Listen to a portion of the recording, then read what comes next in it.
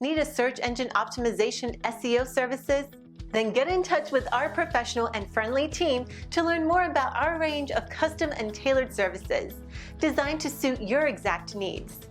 Every one of our professionals have acquired years of experience, which ensures you get the very best. Our experienced staff is waiting to hear from you and to answer any specific questions that you may have on how we can meet your needs. Just ask for a consultation and let us prove our commitment to you as we promise to maintain the highest level of quality and commitment. Your satisfaction is our prime concern. So please, don't hesitate to get in contact with us and let us show you all the great options we have.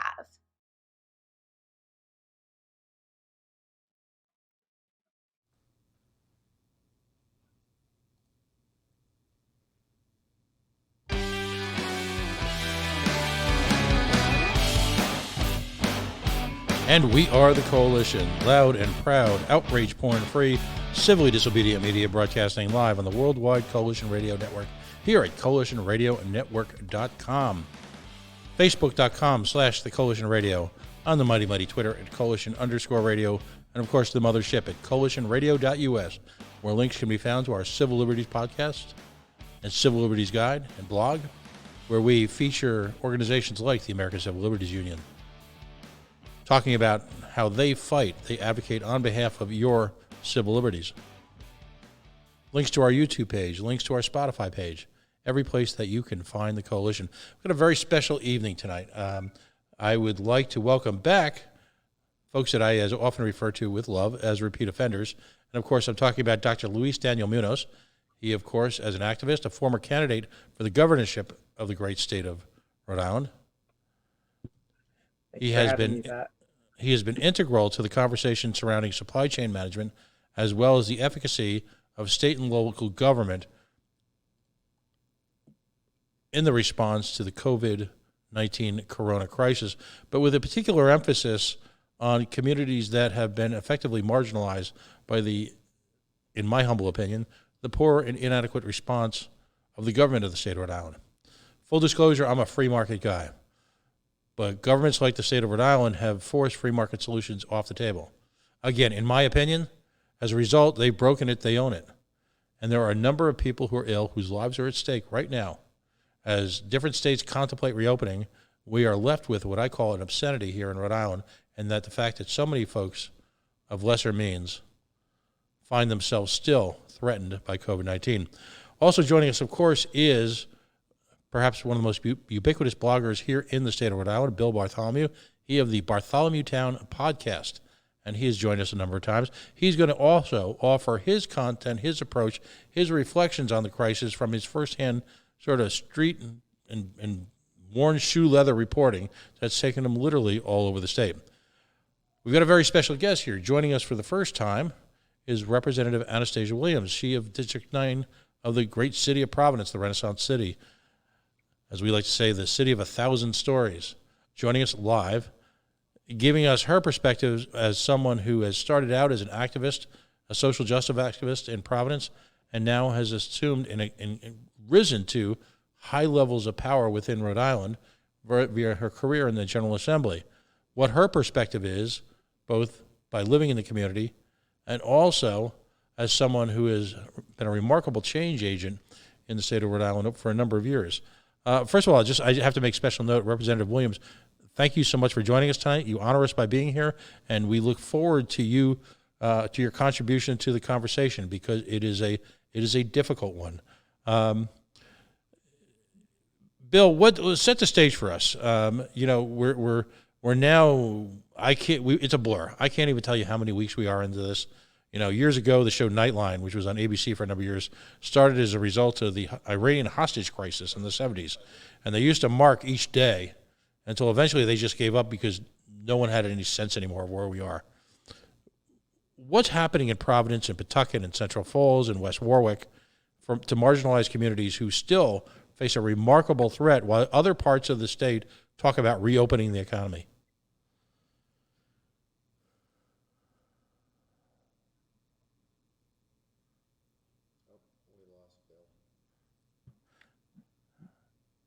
I think we may have lost Bill, I think you're muted.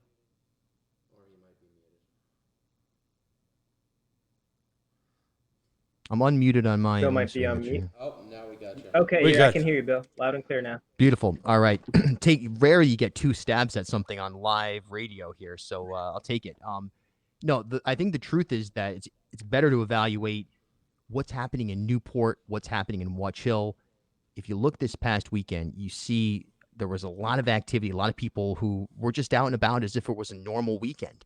And the complaints that are coming from concerned citizens in those areas, that's one facet of the problem. But the bigger issue is the disconnect between the reality of what's going on the ground here in Providence or, frankly, throughout the urban core. It's just a totally different dynamic. And that disconnect hasn't been married in a way that you have the full state support. So you see the events that are canceled today, whether it's the Newport Folk Festival or the Washington County Fair, and you now have people who are talking about renegade operations so that they can, sort of go on with their summer as planned.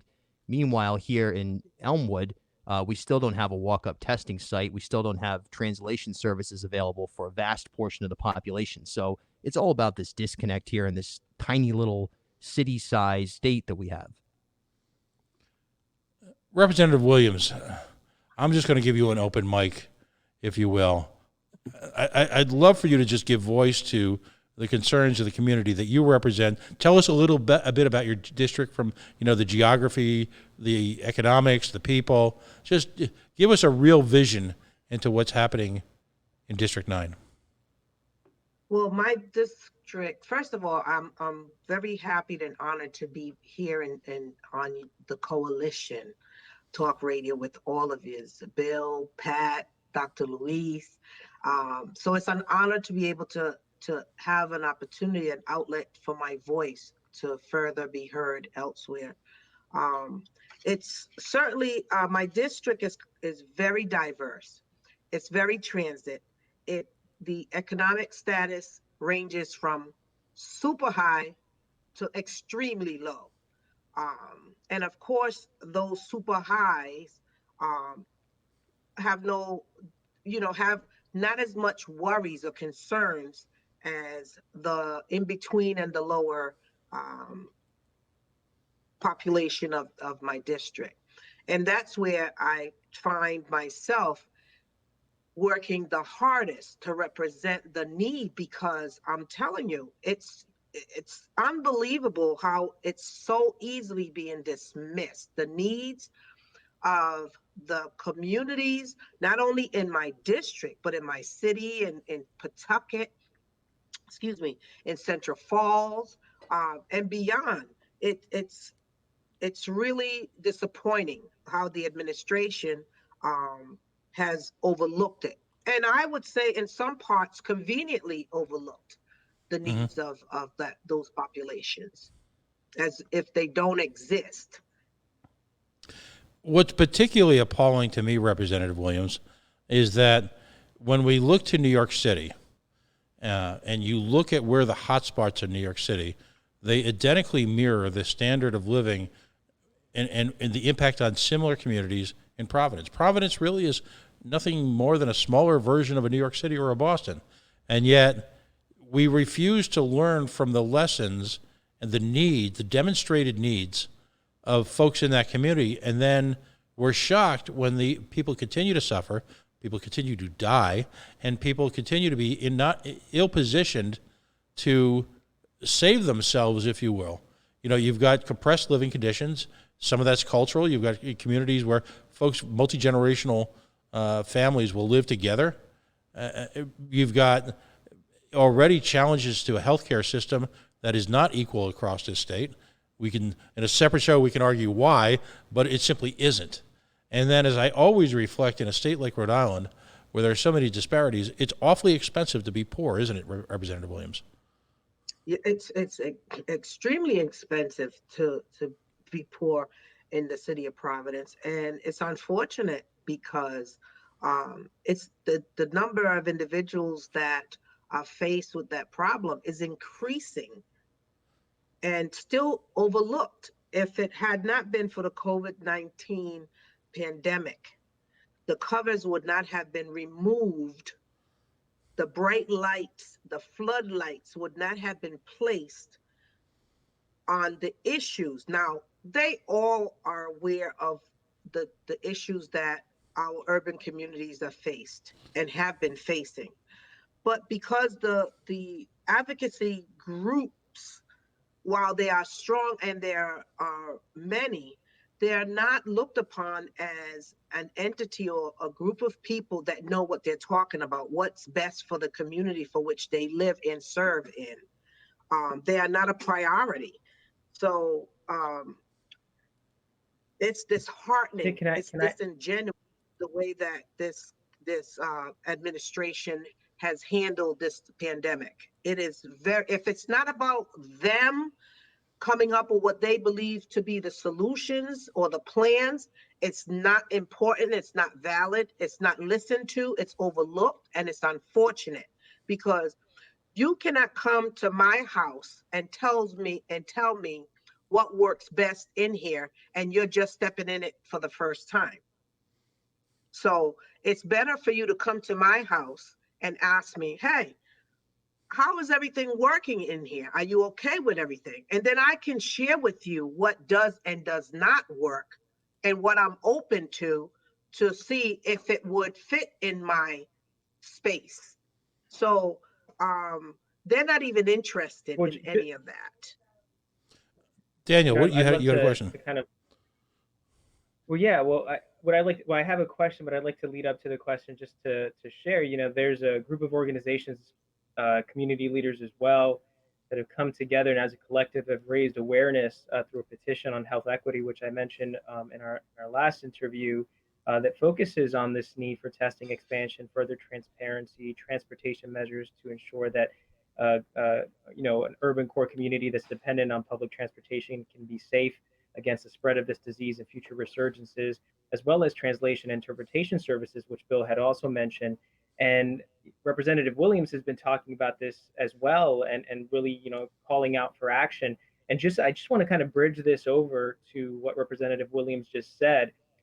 Representative Williams, as most of us know at this point, you released a letter that really summarized many of these issues, these economic and health and disparities, and even provided some data behind that. But really, all of that was to drive home this call to action that there should be grassroots community leaders, people from the community, that are being brought into these task forces and committees that are ultimately going to decide where resources are allocated at this moment in this crisis that is COVID-19. And I'm just wondering, as you attempt to bridge the kind of divide between what community organizations and leaders are doing today, and to bring their voice into these task forces and committees, what kind of hurdle barriers are you confronted with today?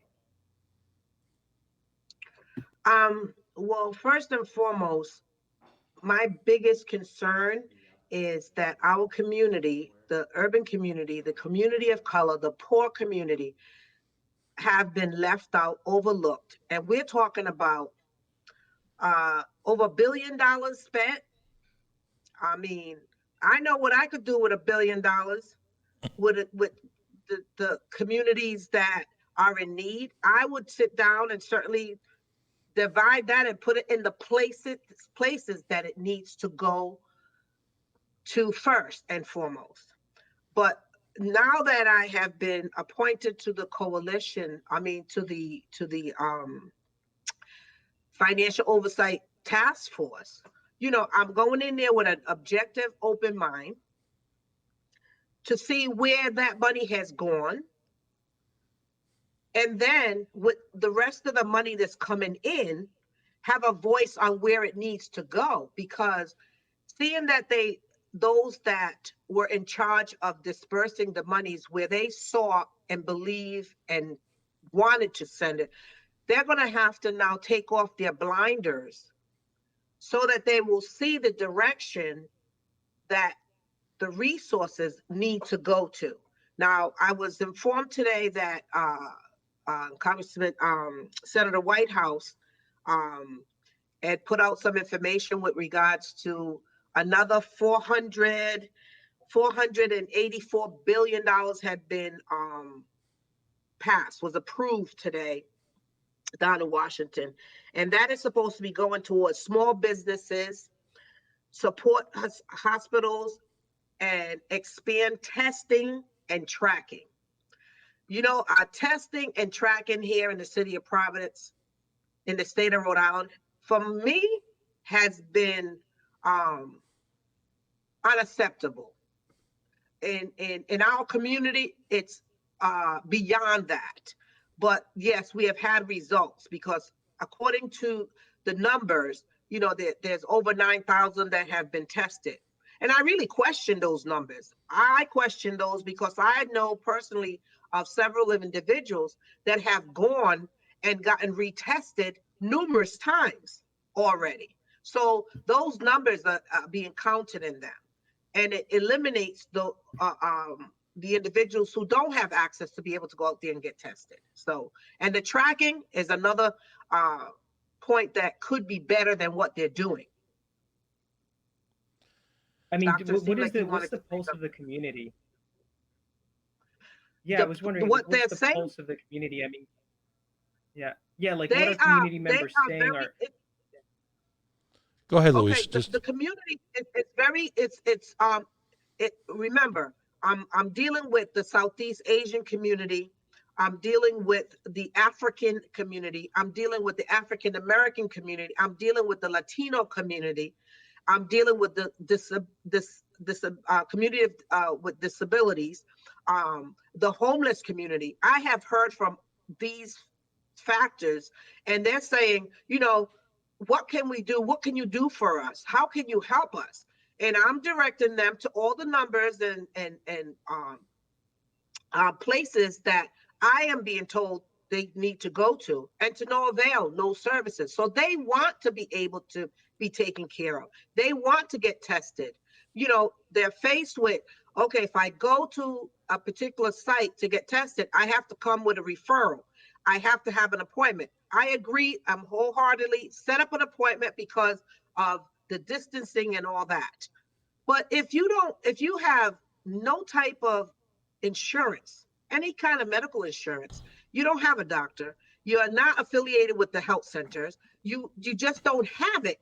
That means, how is it that you're going to go get tested if you need a referral?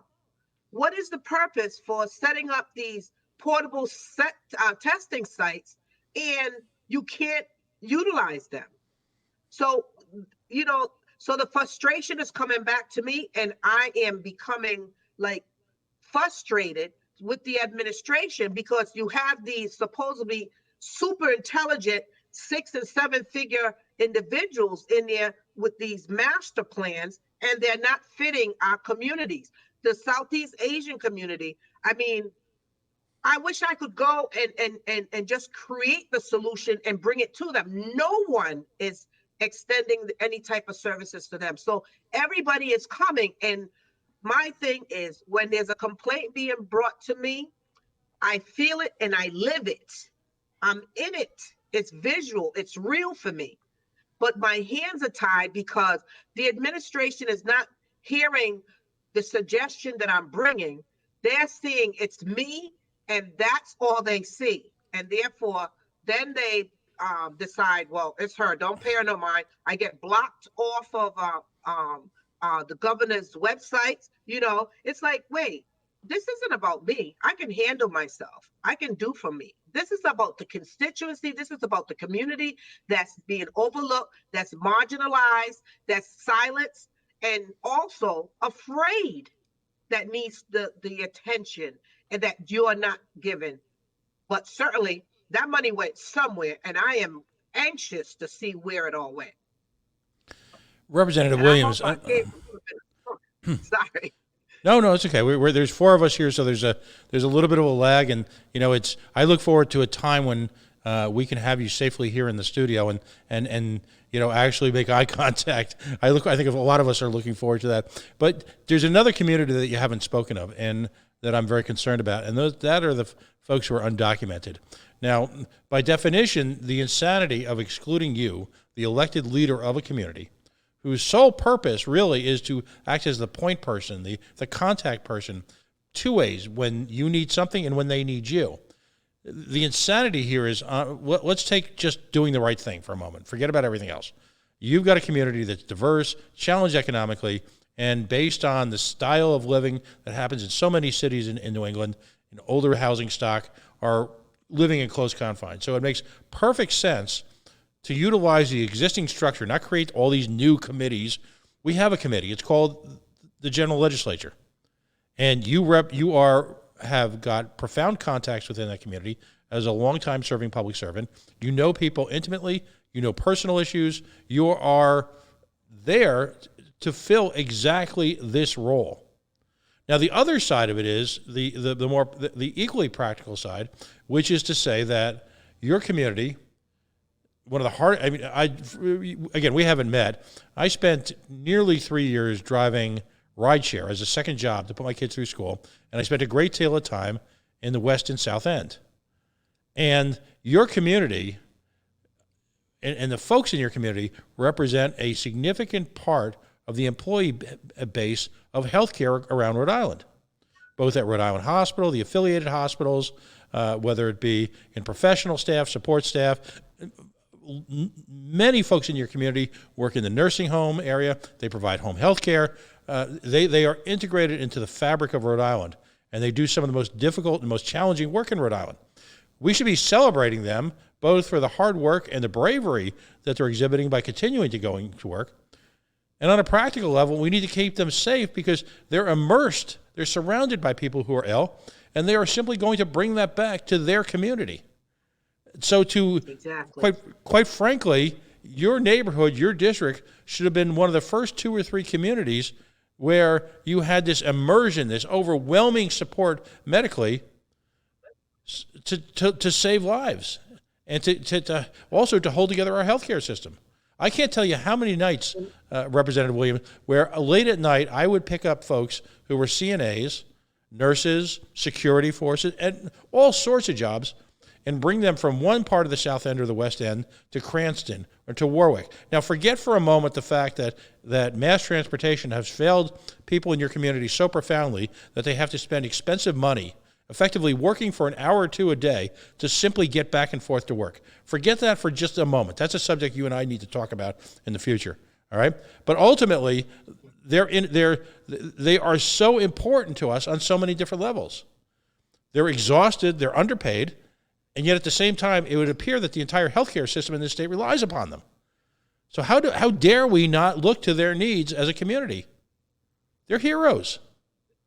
This is nuts. Yeah, and I have to interject and also say that it was just an oversight with regards to the undocumented community, because again, when I started out asking for support from the governor with regards to the different community of color throughout the state, and I was getting ignored, especially those frontline workers, those workers that's working in the hospitals and the nursing homes with regards to coverage. You know, I kept going back and forth to the governor with regards to having them properly insured in the event that they fell with the virus, that it would be work related. And of course it kept falling on deaf ear. So what I did was I contacted legal counsel and I said, draft me an executive order, because maybe the reason why she's not responding to my request is because, you know, they're extremely busy. So I had legal counsel go ahead and draft me an executive order, and I sent it over to her, because me requesting it as an elected official, as a colleague in government, a suggestion to secure, to protect our frontline workers in the event that they had gotten infected was important, was a priority. They're at the forefront doing the work. It fell on deaf ear. I sent that over and I sent it to the media. As soon as I sent it to the media, then all of a sudden, it's a great idea. Beacon comes on board, which I was confident that Beacon would come on board. I applaud Beacon for coming on board and saying, absolutely, we can do this. why did it take for me to have to go to the media before the governor and her team would say, you know what, there may be something here. Let's call her, or let's do it. Let's investigate it. I had to go to the media. I had to go to the public. I had to get Shanae all involved in this before she really did something. But the point here is something was done. What the sad part about this is the manner, the route that I had to go in order for it to get started. So, you know, it appears as though next step, the step of action, excuse me, Dr. Munoz? Well, I was wondering, in terms of things that have gotten done, you know, I just wanted to get your reaction to one of the new testing sites in the elementary school. When you think about long-term sustainable infrastructure, you know, to address this public health crisis, which could easily go on for 12 months to 24 months, is an elementary school walking testing site enough? Absolutely not. That was to pacify, because again, I sent out a list of about 6 to 8 sites that there could be portable testing done on a daily basis or alternate days or however they wanted. And they came up with Robert Bailey Middle School. Okay, that's a start. However, you're saying to us, your community is the hardest hit. The numbers are the hardest. Why isn't it that you have not taken the initiative to add more sites, remove the barriers of needing to have a doctor's referral, and be able to have these people? Because there's a lot of undocumented individuals that don't have the resources, the means, the transportation to get there. And in addition, they're concerned about ICE being out there and coming and snatching them up. Right. And you have uniformed police officers standing at these sites. Now, why, if you find a need that you want to have security there, why can't they be plainclothes individuals opposed to someone with a uniform that's going to deter someone that's concerned about their safety of being snatched up? Because realistically, a lot of our community, documented or undocumented, don't trust a lot of us being elected, being community leaders, being activists on our behalf. We still have reservations, and these are some of the reasons why. You're talking the talk, but you're not walking the walk.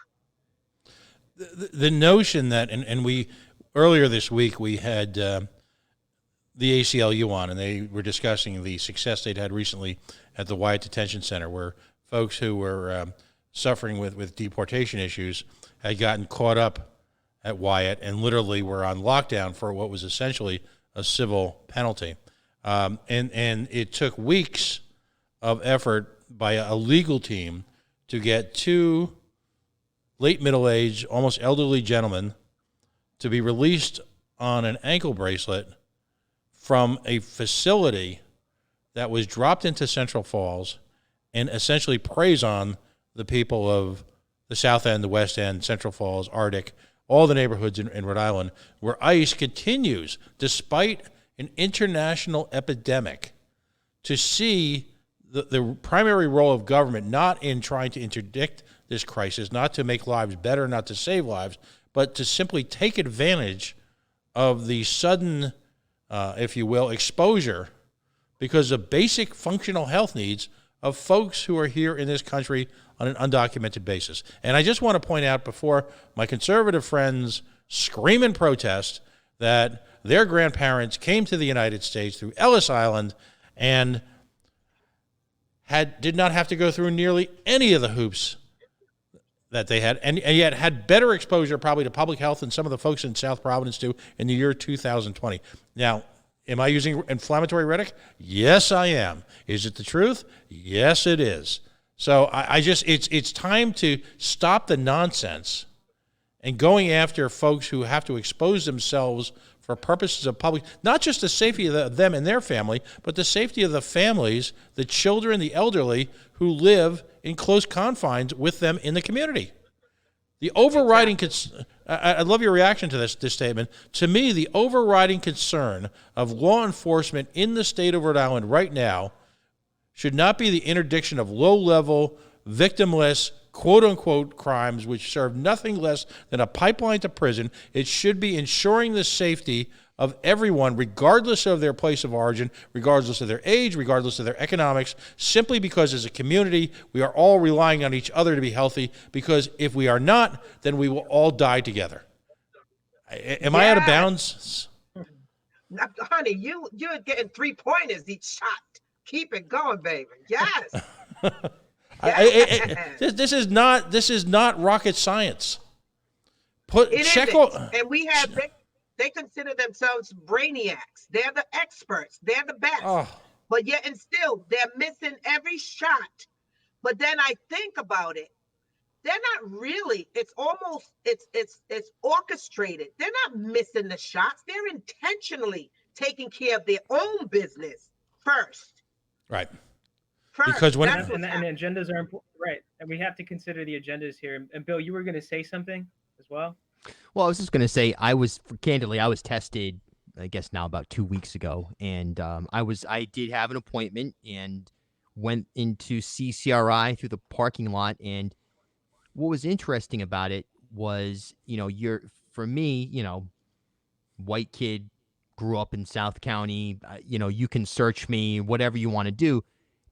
But nonetheless, I approached the site, and it's a National Guard checkpoint where, as I'm placing my license up against the window of my vehicle for my identification to be cleared to enter the premises, I noticed that my hand was shaking, that I was nervous. It was an intimidating environment, that had the more of the vibe of, again, a checkpoint, hyper secure facility, where I'm thinking to myself, Jesus, am I leaving here and, at the end of this test, or is there more to this than I expected?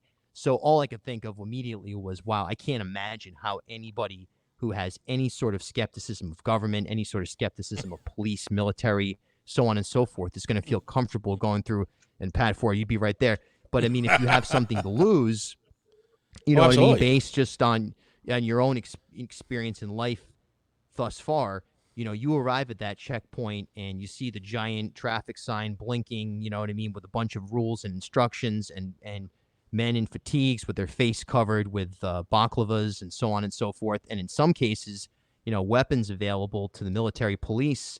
It's an intimidating environment. I understand that the National Guard has to manage the facility, but, that's something interesting that Rep. Williams brought up there, is that, you have a situation where it's by, just those intangibles are not geared towards this most vulnerable and now susceptible population. I mean, let me add to that as well. So sorry, Pat, but that's one layer of it. But let's take a step back and even consider, not having English as a first language. You're calling a physician, you don't have a PCP, so you're calling an urgent care center, or you're calling a hotline, and you're trying to prove a case to them as if you were in front of a judicial body, right? You're trying to prove that your symptoms are severe enough to warrant a test referral. And, in some cases, there have been reports of that where people have mild symptoms, but it doesn't matter how much they're really trying to explain their discomfort. They're somewhat not meeting a criteria that is being followed by a doctor on the other side of the phone call. And, that in of itself is a different type of intimidation, but it's intimidation just as much. And so, they're just like these barriers to our most vulnerable populations getting in front of a test. Imagine the barriers to someone who is confirmed, but is told to go home and wait it out and not go to the hospital, right? Imagine that, and that's happening. And waiting out can literally kill them. It's and on top of that, now we've got folks in the community. It's difficult enough with this situation, but I believe that same level of intimidation and fear comes to folks self-hospitalizing or going to an emergency room. Again, to your point, Luis, because there's a complete absence of significant community care in the community, within a lot of the neighborhoods in Providence, as well as other cities in the urban core. And so when it comes to even now regular reasons to visit, whether it be heart attack, mild stroke, doctors are reporting across the country in urban areas that folks are being intimidated away, if you will, from medical care, which again will prove, on the most important level, potentially deadly. On the second level, incredibly costly. We lose at every single level because of this overarching need to demonstrate power by the state, whether it's at the border of our state to interdict desperate New Yorkers who are simply going to their homes, or someone with an out-of-state plate, or whether it be the folks, the residents of Rhode Island who are looking for help. And I'm baffled by it. It's to me, there is a clear, if the difference between Blackstone Boulevard and Broad Street has never been broader. It's just never been more defined. There exists a sort of Berlin Wall in this city of medical care, educational opportunities, employment opportunities. You are now defined by your zip code, fully and completely, as opposed to whether or not you're simply a resident of the city of Providence or a resident of the state of Rhode Island. It's despicable. But they're quick to fix their lips and say that it doesn't matter what zip code you come from, because we're going to treat you right with dignity. But it's not so. That Berlin Wall is not only over there on Blackstone Boulevard, because they carry it. They have a portable wall that they come and they put it in any communities that they so choose. Absolutely. So it's all around. That's a powerful analogy.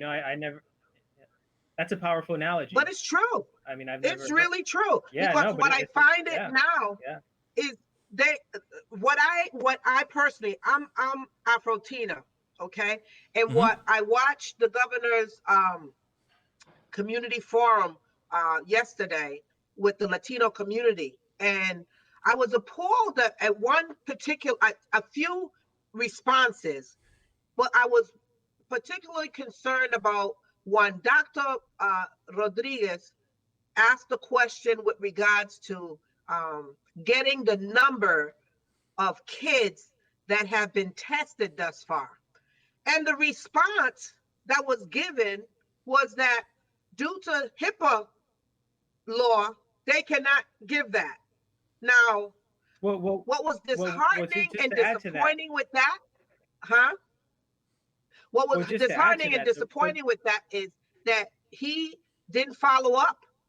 And it was, if no one knew the real answer to that, they're going to leave with that. If that's the case, why is not the numbers that they're giving us on a daily basis not restricted by HIPAA? All he asked was the number of children. He didn't ask names, addresses, nothing. And that was the answer. So they're always very creative with creating an illusion and putting disbursements out there for the people to believe that what they're saying, because they're the expert, it's true. Don't believe the hype, honey. I'm not one that's buying into their numbers or their answers. Well, I do want to clarify that too, or I want to add to it, not clarify, but add to it. The response that was given was not by a medical professional. It was the education commissioner that confirmed that Dr. Alexander Scott should have been there answering that question and any healthcare related questions. I just want to say that first of all. Second, what I would add to your point, Rep. Williams, is unless it's confidential or patient information, right? So unless it's patient information or confidential information, patient information will be related to, of course, medical history, certain identifying, date of birth, possibly, right? Confidential information might be addresses, but you're right. I mean, at the end of the day, why can we not know how many children statewide have been infected with COVID-19? And, I don't know if you were getting at this, Rep. Williams, but in my mind, when I see these filtered press conferences, these filtered forums online after 6 weeks of not doing anything, it makes me wonder whether the questions being posed and then batted at are really just, pretty much just set up for the administration to provide, as you're saying, misinformation, misinformation. Is that a question, a concern that you have? Because the answer is real easy. That was very well orchestrated, not very well orchestrated. It was orchestrated. There's no question about, it was set up, because some of the questions were, I need some assistance to get my unemployment, to file unemployment. So they were general questions. It needed to be answers to the pandemic of where you need to go. I need for you to go get tested. I need for you to be tracked. They need to tell you that we're tracking the steps of from these individuals that are getting tested. It was not that. It was a show. And the part of having a show is to entertain. And what we need to be doing is educating and treating and moving to the next step. That's not happening. That is not happening. And the sad part about it is, what I find insulting is that they're utilizing they're utilizing individuals that have agreed to go on to, I want to articulate what I want to say correctly so that I don't offend anybody, because I'm not trying to offend anybody. But the individuals who, like the governor said, I'm relying on her task force to provide her with this information. I'm concerned that the task force are individuals that are beholden to her. They're not beholden when they should be beholden to the community that is in need. Because of the fact, if they were beholden to the community that is in need, they would get more testing locations. They would have better tracking reports. They would know when I asked the question twice, if out of the 9,000 tests, did that 46% come out of that 9,000, or did the 46% came out of the 2,500 that when they started documenting who was taking and their nationalities and all that other information. Because prior to that number, at the beginning, that information was not being taken correctly. Was not even, and it's not mandatory. So where is that 46% really coming from? I agree. Where's the other? Huh? Go ahead, I'm Dan. sorry, there's a little bit of a delay, Rep. Yeah, there's a little bit of a delay, Rep. Williams. So sometimes I want to kind of say something to agree and augment, but then you hear it later. So that's my apologies. But okay. I do want to, maybe Bill can point out some of the recent findings, a report by one of the mainstream media outlets that talked about a bit of data. There was a significant bit of data that was wrong, which categorized patients that had died as being discharged. And it was really, please, if you'd like to take off with it, Bill, it'd be great for everyone to hear that.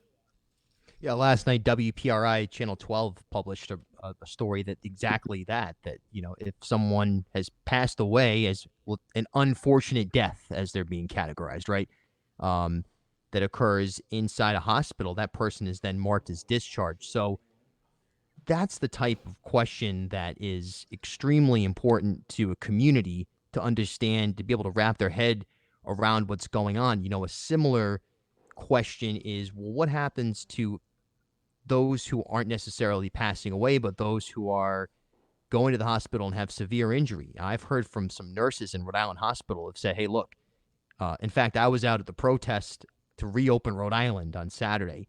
And I know Dr. Munoz saw that I was out there. And I heard from some friends and medical professionals said, hey, man, you can't be there. You cannot put yourself at risk to be out in public like that, because there are 30-somethings coming into Rhode Island Hospital and having strokes.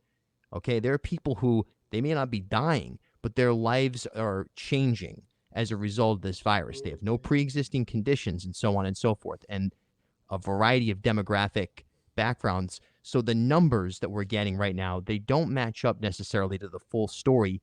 And that also creates this dynamic where you have Watch Hill and Newport and in full beach summer mode here, while you have so much skepticism and confusion on the ground in the city. And, Dr. Munoz, I think you've been one of the people who have been out in front in just calling for transparency. I mean, this isn't conspiracy theory stuff. This is nothing of that sort. This is just basic, hey, guys, can we just be real? We can handle the truth. The community can handle the truth. Everyone is ready to grow up when it comes to this matter and face it. And, the fact that there isn't testing here in Elmwood right now, walk-up testing, for example, that either tells me that they are, in fact, so well aware that there isn't, there's absolutely no problem, that maybe we're all missing something and there's a big ruse being pulled off right now, but 99.9% likely what it is that they just haven't responded. Yes. Yeah, I said it earlier, Bill, and and the truth is that, the actual history of this crisis, and I did say this earlier, so I'm just rehashing, it's going to be shaded by, it's not going to be shaded, right, by the empty promises behind these political podiums, this grandstanding that we're seeing all the time. It's going to be etched into the scars of a generation of communities that have been ignored and left behind. And what you're pointing at, Bill, is that the trauma that our communities, will feel at this point, it's less just purely economic. It's less just purely poverty, right? At this point, there's real physical harm. There's real medical consequences. And what are our communities going to do in the future when they have to live with the consequences of the failures of our leaders today? And, maybe I'm just repeating myself here, but I just don't understand why there is not a greater urgency to make investments into sustainable infrastructure. Something that will last more than 6 months until schools open. We need walk-up clinics. We need, frankly, clinics that are brick and mortar that will withstand the test of time, because those that were standing in the past have already started to crumble and are barely able to supply the needs of our communities. Here's my frustration. It's essentially there are two Rhode Islands. I listen to elected leaders wax poetic about restoring Rhode Island to a place where people can go to the beach and enjoy Federal Hill, a restaurant at Federal Hill, and they can go out and play tennis, and they can take a nice long drive down to Westerly. The reality is that in a perfect world, there's a significant part of Rhode Island that doesn't get to experience that on any day. Never mind when we're talking about. So there's this. Anytime I hear that, what's left on the hair on the back of my head goes straight up, because I'm sensing, just from my experience in Providence, is that there are a lot of people who aren't going to go down to the beach after this is done, and they're not going to grab a grilled pizza at one of our fine places on Federal Hill, in part because the government is so ham-handled that most of them will be out of business. They just, that's their way of sugarcoating the situation here, because they just point to better days, and when those better days come, everything will be fine. But the reality is, it wasn't fine to begin with, and if we don't do something drastic, it will never be fine for any of these communities. The term ghetto is a very charged word, and I'm old enough to remember ghettos when I grew up in New Jersey, Representative Williams, right outside of Newark, New Jersey, in the 60s and the early 70s. And but it also goes back to World War II, when folks of other ethnic communities were placed into ghettos. Now what we've got here in Rhode Island effectively is not just economic ghettos, where the schools don't get the type of physical support that schools in other communities do. We now are having a healthcare ghetto. We now have an illness ghetto, where, again, we have allowed brothers and sister Rhode Island of ours in communities to become second, third, and fourth class citizens with regard to the reaction to this crisis. And it's simply inhumane. Yet there doesn't seem to be a real sense of urgency, other than on a cosmetic basis, with regard to the governor's legacy and the governor's political prospects, to do a damn thing about it. Am I overreacting? You guys can tell me if you think I'm nuts. I believe this to my core, though. I think that again, you're I mean, not overreacting. I don't think you're overreacting. From my perspective, the governor is doing what benefits the governor and all of whom her surroundings that looking for higher aspirations, period. So that is first and foremost. Her actions has demonstrated that to me. Yes, she's twinkled a little bit here and there, as you can see. I call it window dressing, okay? But the real business, she has been focused. She has been definitely right on point to the plans and ideas that she and her entourage want to accomplish in this time frame right here.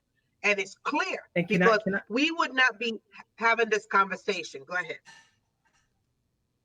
Well, Go ahead, I just want to add in a couple of things. And I know that Bill has a checkout time for 10 o'clock. So I want to respect that as well. But, I think, this is a unique opportunity to lift up communities that haven't been lifted up. And, the governor, while there's been steps in this administration of recent steps that, as you mentioned, Rep. Williams, that have attempted to kind of satisfy the needs of the public, but really those needs have not been satisfied. Our Cape Verdean community, has not been provided with resources of translation and interpretation services. There's still community leaders out there doing live videos all the time to translate the conferences on a daily basis. Our Haitian community, our Southeast Asian communities, right? And those communities are diverse, right? Laotians, Cambodians, right? Hmong. I mean, we have a ton of communities that have not been helped by this administration. And this administration has the technology, has the resources, has the funds. But as you mentioned, it just doesn't seem to have the will. And, I just want to, put that out there before Bill needs to go, because I think that all of us here are really standing in solidarity to say that, it's a problem and we need to do something about it.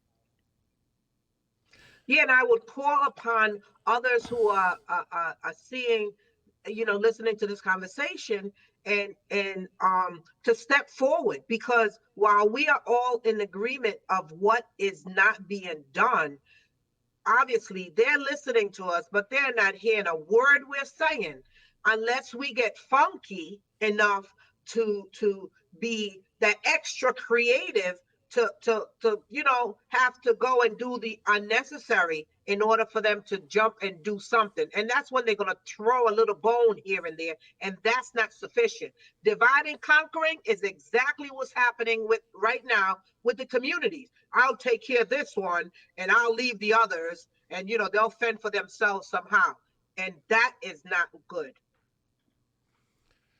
What do you think, Representative Williams? What are the steps that we can do as ordinary Rhode Islanders, with maybe a little bit more of a pulpit, maybe a little an extra little reach than the average working Rhode Islander has? What would you like to see us do? Empower us to try and accomplish something on behalf, again, not of people who live in the hood, people who live in the city, our brothers and sisters here in Rhode Island. What can we do to help them? I think we need to get the administration to see that these are your brothers and sisters as well. I need for the information, the accurate information, to get out there. I don't want all of this fluff and other stuff. I need for you to be able to be asking, requesting for information that's not being given out to even myself as an elected official. I need for you all to put the pressure on these people. I need for you all to strategically come out with a plan that's going to move them to do the right thing with all these communities that are so disenfranchised and marginalized and overlooked and dismissed. I need for you all to tell them, like she says, knock it off and do the right thing. Period. Right. Because we are important too. We have families too. We have a dream too. We matter. If we chose not to go to work, it would be crumpled. This city, this state would be crumpled down to its knees. So, it's not about them waking up. It's about them standing up and seeing us and doing what's supposed to be done. Not in little trinkle here and there. We need 10 more testing sites. We need all of those things. They know, but it's not enough of us letting them know that they better do it. So Their I want thing to about returning to normal is not our normal. Go ahead, Dr. I just want to Munoz. thank you so much. I just want to thank you so much, Rep. Williams, and thank you, Bill. I know that Bill has another commitment, and it's been, I think this has been a truly empowering discussion. I truly appreciate the contributions that you've made, Bill, that Rep. Williams has made, and the opportunity that the Coalition Radio, Talk Radio, has given all of us really to speak truth to power here. And so I'm really saying this, Bill, because I want to certainly thank you and not make it awkward. So you're not going to banish into the darkness. See you later. Boom. Yeah, exactly. We have special effects go off here. Yeah. Mm-hmm. Yeah. No, so if you have any well. last words you want to say, Bill. Yeah. Look, there's been a lot of talk about big media versus indie media, this, that, and the other, insiders versus outsiders. And at the end of the day, that all needs to be put aside immediately. If you work for a television station or if you have a small blog, whatever it is, if you're an elected official, if you're somebody who's an unelected community leader, this is a point where it doesn't really matter. Who you answer to. There's a right and a wrong way to go about this at this point, and that moral compass needs to guide you. And if it doesn't, then look at this. I'm someone who's agnostic at this point. I look at the you look at the sunrise and the sunset, and you go, hard to imagine where there's not a right and a wrong, and there's somewhere down the line where you're going to be answering to that. And this is one of those moments, where I think we all agree, no matter what your spiritual background is of any kind, even if you're an atheist, your moral compass should be guiding you, not the bottom line of your advertisers or anything like that. And the questions that need to be asked right now are hyper specific. There should be about, hey, why don't we have a testing site at Mashpog Commons in West Elmwood, where there's a gigantic open parking lot, abandoned lot there. Hyper specific questions, not just general at this point. And look, I don't think Governor Raimondo is an evil person or anything of that nature either. I think she wants to do the right thing. I just don't know. Look, today I asked her, I said, what do you think about the Block Island Ferry? You're going to be able to have more than 15 people on the ferry this summer? And if not, then what does that say about Block Island's tourism infrastructure? And she said, you know what? I haven't even thought about that yet, to be honest with you. And she's overwhelmed. And there's an element of this where you just need to become the priority. You just need to prioritize this vulnerable population. And no matter what you are, if you have a position where you have an opportunity to speak up, you got to use it. Otherwise, it's morally incorrect. And that's my take. And on that note, I am going to sign off because I do have another call that started at 10. And but Rep. Williams, very much appreciated and always been an admirer of your approach. And Pat Ford, there it is, the Coalition Talk Radio. Dr. Munoz, always a pleasure. And good night. Good night, buddy. Good night. Yeah, if I can just put sort of a exclamation point on this. This is a moment in time when not only do we need to change the answer, we simply need to change the question. And if that sounds cliched, I apologize. But ultimately, No, that sounds good. It's in a defining moment like this, to Bill's comments, we can rise up and we can establish fundamental change. And for all of us on this conversation, that may mean different things, and it may mean different priorities. But ultimately, the end goal should be creating an environment here in Rhode Island where, as obvious as this sounds, opportunities at every level should be made available to everyone. And so when we create this great divide that already exists in terms of education and economics, and we further define it by using the power of government to ultimately marginalize people because of their ability to obtain health care, then are we even a community anymore? Rip it down. Start from scratch. If there is such a culture of failure on so many different levels in how we decide who gets to have a fruitful, productive, enjoyable life and who doesn't, that I have to tell you, Representative Williams, I'm of the school of thought where I just say rip it the hell down and let's start from scratch, because I don't know. I wouldn't have thought this pre-COVID, because when I looked at the conditions of Providence schools and what's been allowed to happen there, when I saw that, I thought we had reached rock bottom. I really had. I didn't see any which way that we could discriminate against an entire community. And that community is incredibly diverse. There's no one set of racial, religious, ethnic, sexual group in any of them. They're a large mass of people. I don't know. I didn't think it was possible that we could sink any lower, and yet we have. It's astonishing the level we have. So let's just, at a certain point, if they can't respond to it quickly, let's just rip it the hell down and start from scratch, because I don't know what else we can do to people in that community and in the variety of communities around Rhode Island. Again, whether it be Central Falls, Arctic, whether it be Pawtucket, whether it be parts of Cumberland, whether it be Woonsocket. Woonsocket is in terrible condition. And this is despite the billions of dollars spent from federal sources, state and local taxes, local business people. We have a crushing tax burden, and yet an incredible inability to provide an environment where the poorest among us can achieve some level of dignity. Sorry, folks, I just say rip it the hell down. Time to start from scratch. I agree with you to an extent. My fear with ripping it down is that we will be completely gone, disappear. There'll be no coming back. Yeah, I would say it's by ripping it down, the whole analogy, we're assuming that there was anything that was built up. And sure. I would argue that nothing has ever been built.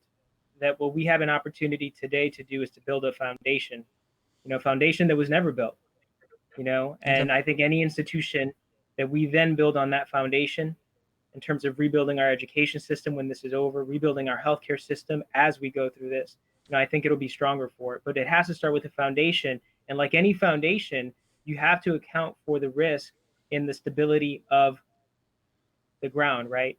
The thing that's going to hold you up. And as Rep. Williams mentioned, the people in our urban cores, the people in our rural environment, in our rural cities and towns as well, right? But ultimately today, when we're talking about healthcare, it's very clear that our urban core communities, our communities of color, are in need of a foundation in healthcare, so that they can outlast this. And I think that if we build that correctly, that will serve as a template for our other communities, for Woonsocket, for Burrville, right? I mean, whether it's urban or not, like if you have a strong foundation, then I think we will be able to expand. But right now, we're building we built our castles on sand, and COVID-19, was the quicksand. Well, I look forward to a time in a few weeks, and that doesn't mean we can't continue to have these conversations on the air, but I look forward to a time there maybe the four of us and maybe a handful of other people can grab a cup of coffee or whatever. I'm a root beer guy myself, Representative Williams. With 2 scoops of vanilla ice cream, yes. Yacht Club. So I will bring the Yacht Club soda root beer. Okay. The finest root beer on the planet, made right here in Centerdale, Rhode Island. Who, by the way, if folks, they're wonderful people. They're Rhode Islanders, and like everyone else, they face a series of struggles. So if you're in the mood for a root beer, please go to Centerdale and buy some Yacht Club. And by the way, Representative Williams, if you have folks in your community who have businesses that have managed to stay open or trying to stay open and need a free pitch and a free conversation and a chance to promote themselves, please just send me the information. There's no charge. I'd love to have them on the air, or if they want to call in and just tell us what they do. You know, it's almost superficial to talk about, but one of the great parts of living in Rhode Island is the variety of cultures and food and entertainment and religion and that the South and West End of Providence afford us. That's what makes us special. That's what makes us different. I don't want to all of a sudden wake up in some homogenized community somewhere in the Midwest, which has got on every corner some national chain store. I want to go back to Broadway, and I want to go back to West Broadway, and I want to go back to Oneyville, and I want to have dinner. And you know what? And I want to have it at one of these amazing places, which for so many families represent the first step in achieving the American dream by simply taking their native cuisine and bringing it here. That's what makes Rhode Island special. It doesn't have a damn thing to do with any of the crap being promoted to us by an bloated, inefficient government who seeks really just to I don't know, blind us with cliches. It's all about the experiences that are offered by the very part of the community which we are literally killing. Absolutely. So if you've got folks like that, please send them my way. And because, you know, just like some of the fancier restaurants, and I salute their efforts as well. There's some wonderful employers, people who have built up great businesses and employ literally thousands, generations of Rhode Islanders in that sector. There are wonderful businesses on the South and West End, all right, and the North Side that give equal value to their communities. And maybe if we mixed it up a little bit, we could all have some fun and help each other dig ourselves out of this. So that invitation is open at any time. All right, my friend? Okay, I appreciate it very much. Thank you very much. I'll pass the word on.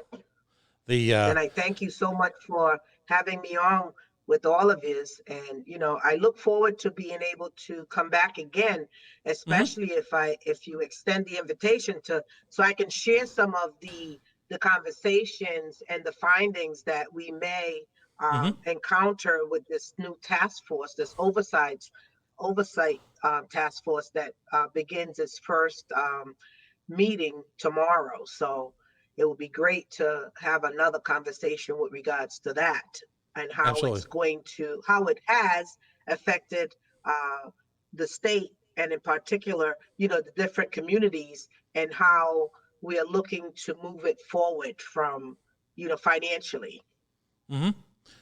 Let's consider it a date. All right. Okay. Thank you. Thank you. All right. We're going to take our leave for this evening. As always, we are the Coalition. We are considerably, after this evening's efforts, louder and prouder. We are, as always, outrage porn free. We are civilly disobedient media. We broadcast live on the Worldwide Coalition Radio Network here in the bunker, high above the hills of Providence, the naked city, the city of 1,000 stories. We told a couple tonight, and I guess the best word I can use to reflect on them is poignant. Poignant yet troubling. Yet at the same time, the very notion that folks should come together and have a conversation like this illustrates the need for an independent media in this city to discuss what I will always refer to as the third rail issues. Facebook.com/The Coalition Radio, on the mighty, mighty Twitter at Coalition_radio, and of course the mothership at coalitionradio.us. If you missed any and all of this will be available in moments after shutting down on the miracle of the Facebook, and we'll also be sharing the YouTube version of this across Rhode Island early tomorrow morning. Thanks for joining us tonight. Have a wonderful evening. Have a good evening, everyone. All right, buddies. Good evening. Thank you. Thank you so much. We'll talk again in the next day or so. Okay, thank you.